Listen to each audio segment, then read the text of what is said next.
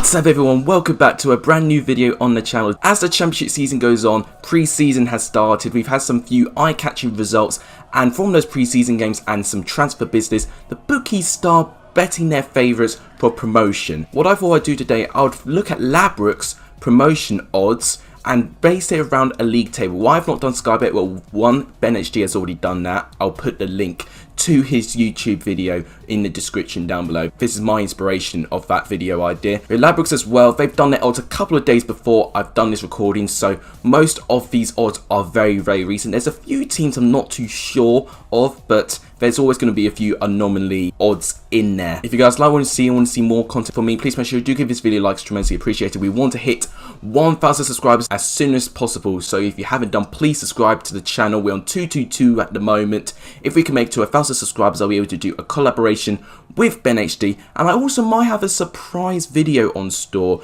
if I do get 1,000 subscribers. There's a video I don't really want to show you guys, but it will definitely appeal to you as a footballing audience, not giving any hints away what it might be. If you're new around the channel, my name's Alex. I do championship content and football content on the go, so if you want to see more of that, please subscribe to the channel to get some regular content, and please share the channel to you friends, to championship YouTubers, championship fans. All of that would really make my day, and that is how we'll grow as a community. But without any further ado, let's reveal the championship table according to the bookies. So this is the Ladbrokes bookies table. We'll start off with 24th place. That, unsurprisingly, is Wycombe Wanderers, and they were always going to be probably the favourite to get relegated, only scoring 21 goals last season, 29 of those goals being from set pieces / penalties as well, so in total they've actually only scored 50 goals in a season.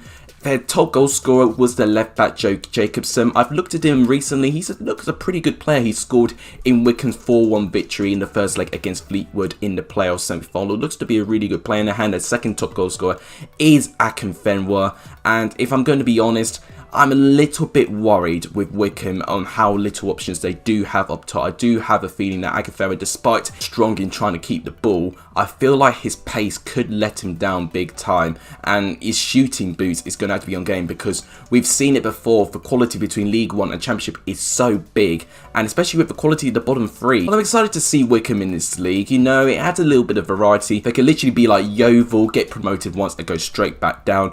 Or they could be like Sheffield United when they came up and immediately attacked for the top end of the table. 23rd place is Rotherham, another one I'm not too surprised with. They scored 25 set-piece goals, so actually more than what Wycombe have managed to achieve in this season. Rotherham, I do like their squad a little bit. It's not too dissimilar to what they had 2 seasons ago when they were in the Championship, where they were a bit unlucky to go down. They finished 22nd. They were fighting with Millwall all the way, although they had lost arguably their 2 best players last season in Marek Rodak and Will Vogs, who have both gone to Championship clubs respectively. Although Paul Vaughan I do like as a manager. He really steadied the ship with Rotherham and actually managed to get them to a decent Championship unit. Unfortunately, in the last 5 seasons, they've had a trend of promotion to relegation, a yo-yo club. So we need to get rid of that monkey off their shoulder saying that they're a relegation club and actually do what Barnsley did. But give him a couple of seasons of Championship, I think Rotherham can progress. In 22nd place is Sheffield Wednesday, and once again, this doesn't quite surprise me, although I actually do like some of their signings so far. They have lost a lot of players, including their top goal scorer, Stephen Fletcher. 2 signings really stand out to me. I love the signing of Che Dunkley. I think defensively, Sheffield Wednesday have been really poor, but I also like the attacking signing of Izzy Brown. If he could be most of the player that he was with Luton, I think Sheffield Wednesday can really benefit. Almost play a little bit like of a Barry Bannon figure, who had gone a little bit missing this season, although he has been injured quite a little bit last season. Scoring goals at home has been a real problem for Sheffield Wednesday. I think Izzy Brown can definitely help that with the squad, but of course they're going to be in this position probably because of their minus 12 points. And if you saw my last video reaction of Sheffield Wednesday's fixtures, you would have known that I'm a little bit worried because they do have a pretty tough start, and when you have a 12-point deduction at the start of the season, for me, you need to amass as many points as you can as quick as that. The longer it goes on, the more games you start to run out, and you need to take your chances basically. The next 2 teams actually have the same odds, but in 21st they put Luton Town.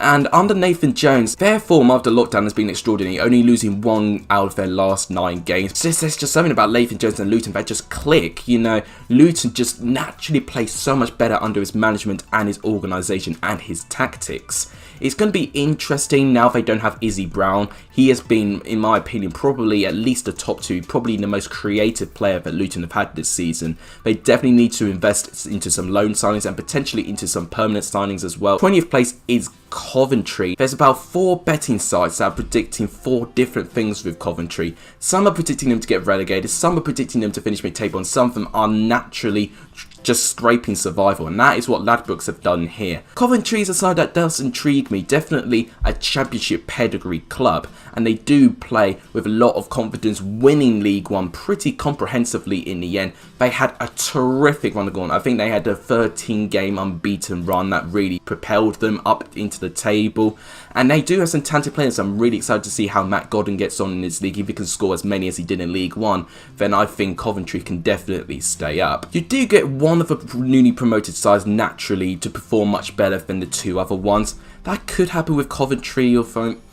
We don't know. Obviously, with the newly promoted side last year, all 3 of them stayed in or around in a relegation dogfight, with only one of them going down, and that was Charlton in the end. I feel like we may get something a little bit similar next season as well. The next 2 teams also have the same odds. 19th place is Reading. Now, Reading's one of those teams I'm just not too sure where I'm going to put them. It was the first season since Jaap Stam in their playoff campaign where they finished in a pretty comfortable position, which is unusual for Reading because they've been teetering on the edge and fighting relegation for the past couple of seasons. But I think that was significantly helped by the loans and the potential that their side has. I'm still not too convinced if Mark Bowen can definitely improve this Reading team going forward. They've already lost Tyler Blackett to Nottingham Forest, albeit he has been a bit hot and cold for Reading, but he is a starting player and they definitely now need to reinvest in their left back position. 18th place is Queen's Park Rangers, another team I'm not too sure what I'm going to expect with them. Of course, they've just lost Jordan Hugill, and obviously the big interest is going to be on Brighton Samuel and Eberechi Eze. Those have been the 2 standout performers. If both of them go, you're going to take a load of goals and assists away from this Queen's Park Rangers side. Although they have made a bit of intent, they have signed Livingston striker Lyndon Dykes quite recently for a fee of just over £1 million. Could turn out to be a really good like-for-like replacement for Jordan Hugill. Not too sure about Queen's Park Rangers. I'm still holding my judgment where I may grade them. And interestingly, in 17th place, Ladbrokes think that Birmingham are going to finish in 17th. With the Karanka infecting hold, I might shift them a couple of places higher. Although I do understand because the squad definitely underperformed under a pretty inexperienced championship manager in Pep Clotet in the first place. They have still got Lukas Jukovic, which I think is very key. They've made a signing of George Friend already. Yes, he's not the youngest of players, but what he does have is experience, and he knows exactly how to play under Isaac Karanka by his time with Middlesbrough. He did turn to a mid-table Nottingham Forest side competing for around the playoff place, so we'll see if Birmingham can get into that level as well. Just to let you know, the next 5 teams I'm going to tell you have the same odds, and I've graded them based on where I think their positions will finish, so I've not done it alphabetically as Ladbrokes have already done. So 16th place for me is Barnsley. Interesting that Ladbrokes have put Barnsley this high up. If I actually were to follow a Ladbrokes table, Barnsley would be all the way up in 12th. I mean, I just cannot condone that. I know Barnsley's a really good side to watch, especially after the lockdown. Their form under Gareth Struber has been extraordinary, and I do expect Barnsley to be in or around up there. They have re-signed Keelan Ludwig, which I think was a very key signing, but right now they've had a pretty quiet window, and I do think they do need to increase the depth of the squad because there was a big problem under Daniel Stendel. And I think what's really more key about this Barnsley squad, they were pretty naive at the time as a young squad, but they needed this 1 year of experience of a championship to now mature and nurture into this league. And now they've got a manager in Gareth Struber, which I just think is a better all-round manager than Daniel Stendel. Barnsley could be going places, and as I said previously with Rotherham, they've broken the trend of them being a yo-yo club. You know, they had been promoted and relegated in their last 3 seasons. If they can just survive for a couple of seasons and maybe try and push upwards, Barnsley could definitely progress as a football club in general. 15th place is Blackburn. Now, for me, Blackburn's one of those teams that they just need to go for it. You know, they've got so much talent in that squad, and I think quite an underrated team. You know, Ladbrokes has really underrated this Blackburn side, if I'm going to be honest with you. Sam Gallagher can definitely be up there in terms of goal scoring once again. He has been in terrific form, Adam Armstrong can be up there as well. Of course, he's had interest, so it'll be interesting if Blackburn can keep it if they can. Adam Armstrong and Sam Gallagher, I think, will be scoring and playing off each other once again. 14th place, according to Ladbrokes, is Derby County. Definitely another team I would push higher personally. Derby, I think, have a really good squad in front of them at the moment. It's another young squad, a bit similar to Barnsley, but more importantly now, they've got a year of experience in the Championship, and they've had a year of Philip Cocu now. Philip Cocu now knows what this league's all about, and I think he can definitely rise to the occasion. You know, you can't forget the pedigree of what Philip Cocu is. He's won 3 Eredivisie titles with PSV. So I definitely think that Philip Cocu could definitely be a manager, and Derby can be a team to watch for this season. It could be a dark horse for that top 6 places, especially when you've got the likes of Wayne Rooney now having a full season at the helm with Derby now. Who knows what damage he can make. Yes, he may not score as many goals, but as a leader, he could be as important as Akinfenwa was to get Wycombe promoted from League One to the Championship. Experience just goes a long way. In 13th place is Millwall. I don't know what it is, but so many betting websites underestimate Millwall. Millwall, with the squad they have at the moment with the manager and Gary Rowett, and with the signings they've already made of Ryan Woods and Troy Parrott, I definitely see Millwall being one of those sides that could be in around the top 10, pushing for top 6 place. You know, Millwall have not managed to get a top 6 place as since getting promoted from League One, although they have gone close in 2 seasons. It'll be interesting to see if their 4th season of the Championship will be the season that they can finally get into that top 6 place. I definitely think they've got the manager and the squad for it. Now, having a little bit of a jump is Middlesbrough in 12th place, and honestly, I'd actually would place them higher, and I think that is going to be due to the Neil Warnock effect. And I think what's really encouraging, Neil Warnock definitely knows what to do to improve his Middlesbrough side. He's been very vocal on how he wants Middlesbrough to perform. He doesn't want Middlesbrough to be a mid-table team again. He wants them fighting promotion. And I think if Neil Warnock can definitely drill that into the side, I think Middlesbrough can improve. And I think with the squad they have, they just severely underperformed. They tried to play under Jonathan Woodgate and more attacking brand of football. Just didn't work. The experiment failed. They've now resorted back to direct defensive style football under Neil Warnock now. They've already got a defender in Grant Hall from Queen's Park Rangers. I actually think that's a really, really good signing. Hopefully, for Middlesbrough's sake, they can make a couple more signings, especially up top, just to help the likes of Britta Sombalonga and Ashley Fletcher. Although they've got so many options in so many areas of the field already. The midfield, I say, is pretty solid as well. Definitely, they could probably get another goalkeeper, because I still don't know if it's going to be Stojanovic or Ainsley Pears is going to be the #1 keeper. In 11th place, apparently, is Bristol City. This is really, really interesting, because Bristol City is another one of these sides I'm still undecided where I want to grade them. I do like the approach they're going for. They want to try and do a little bit similar to what Swansea did, going with the under-20s England managerial route, and I also like the appointment of Dean Holden. Yes, maybe ambition-wise, maybe not that great, especially that they had options like Chris Hughton out there, but they are adamant that they want this new brand of football, and you've just got to back the board and see if it works. You know, you saw something similar with Middlesbrough last year. They were adamant that they wanted to try Jonathan Woodgate, and it didn't work. But you don't know, it could either be like Middlesbrough or it could work tremendously and they could be in the top 6. I'm going to preserve my judgment on Bristol City at the moment. 10th place is Preston. Preston being one of the quieter sides in the window so far. They've only been really just trying to renew player contracts at the moment. They've managed to extend the contract of Paul Gallagher, Ryan Ledson most recently. We've been hearing reports that Ben Pearson's trying to sign a new contract as well. It's not been confirmed as of yet, but hopefully for Preston fans' sake that they can get that contract renewal done as soon as they can. If Preston can get a couple of key signings in the last couple of days before the season starts, Preston could be another side that could be fighting for that top 6 place. 9th place is Nottingham Forest, which I do think is quite interesting considering the signings they have made already. They've made 3 key signings in Tyler Blackett, John Colback, and they've also made the signing of Lyle Taylor, which I am excited about. It's a real shame for Charlton that they didn't manage to get any money from him. The whole club in general is a bit in turmoil, a little bit similar to Wigan, so I do wish those 2 clubs all the best. But with Nottingham Forest, they've got a real play on their hands. It's also good to give Lewis Grabban some competition as well, so I definitely think Nottingham Forest are making the right moves. Why the bookies are putting them in 9th, I'm not too sure. Definitely, I would say between 9th and potentially 4th place, I could see Nottingham Forest be at the moment. But if they could get some more high-profile signings, then I think Nottingham Forest can definitely be up there. In 8th place, really surprising for me, it's Huddersfield Town. I don't know what to make of it, because Huddersfield's another side, like many of the sides I've mentioned already, that I'm not too sure. They've now got a new manager under COLLAB. Definitely a new brand of football we're going to see. He's going to want to be trying to operate a sort of similar Bielsa ball type of football. Definitely not trying to rip it off completely.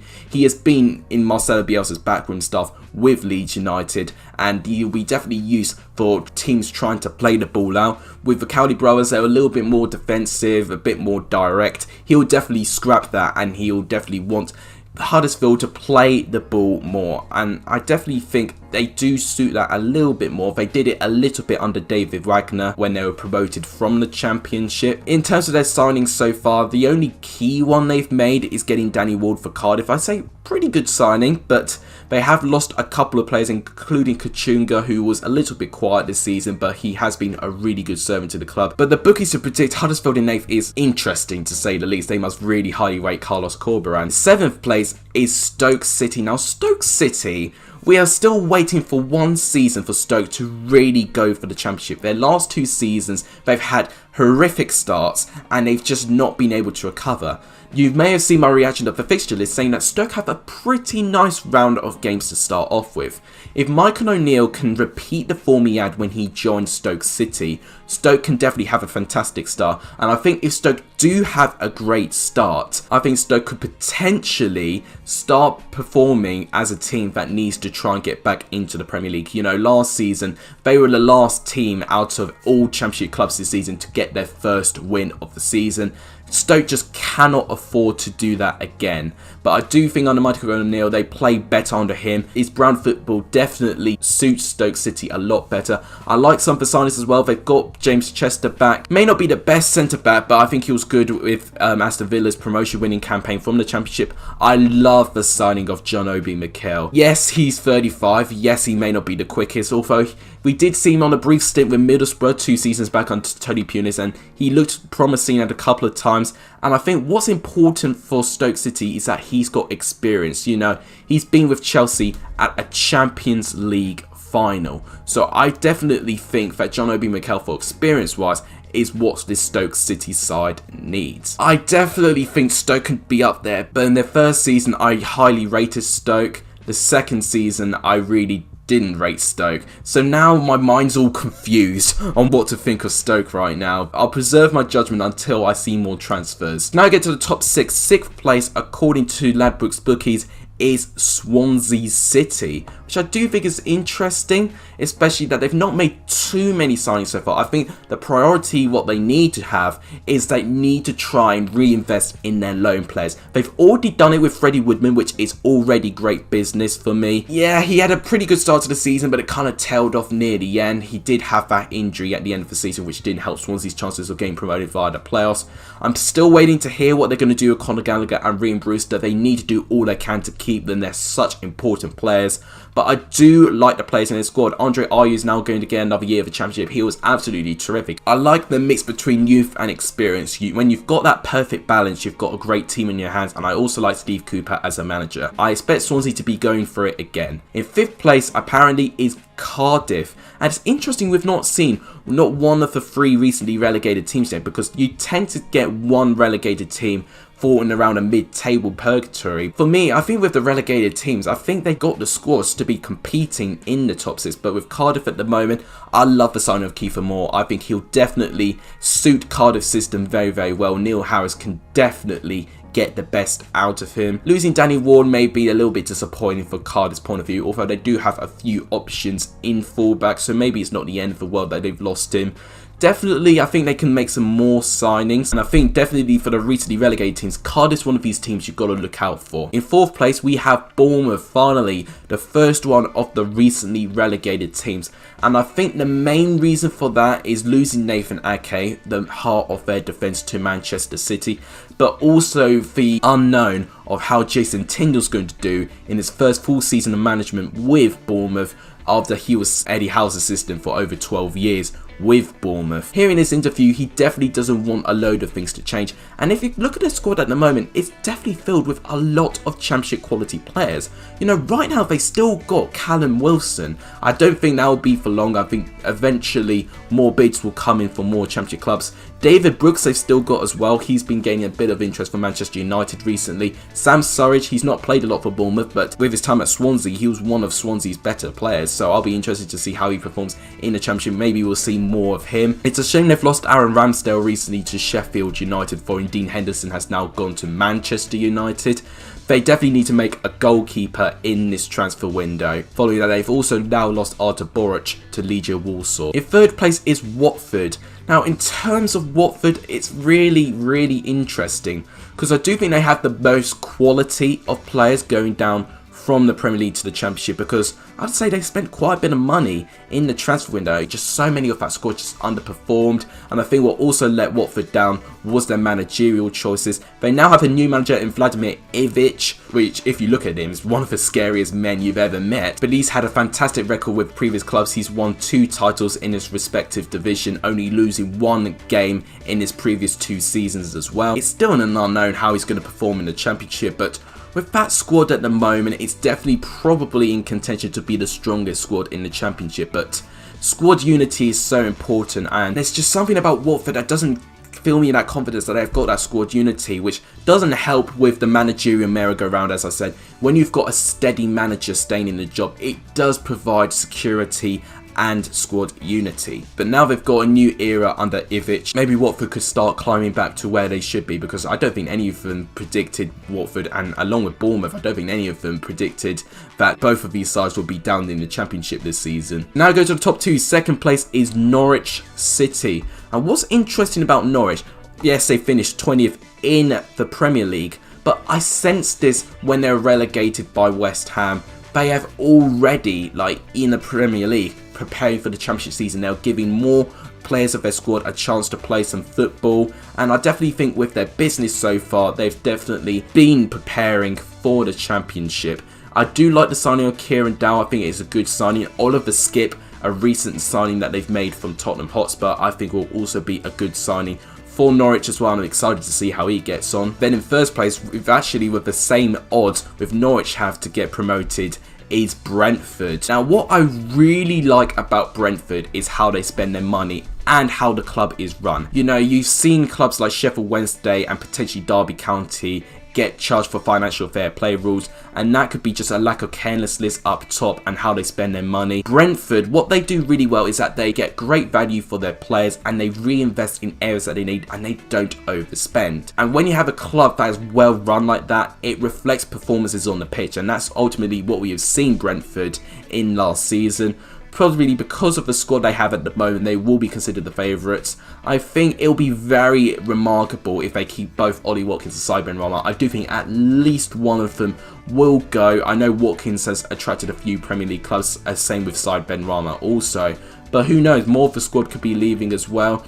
They have made a recent signing of Charlie Good, a centre-back from Northampton Town that managed to get Northampton promoted to League 1. His stats compared to League 2 stats, he was head and shoulders above all the League 2 centre-backs in terms of clean sheets, aerial duels, all of that. And he was Northampton Town's captain as well, which can be important for that Brentford squad as well. Another big character to join the squad. And it will also provide competition for the likes of Ethan Pinnock and Pontus Jansson as well.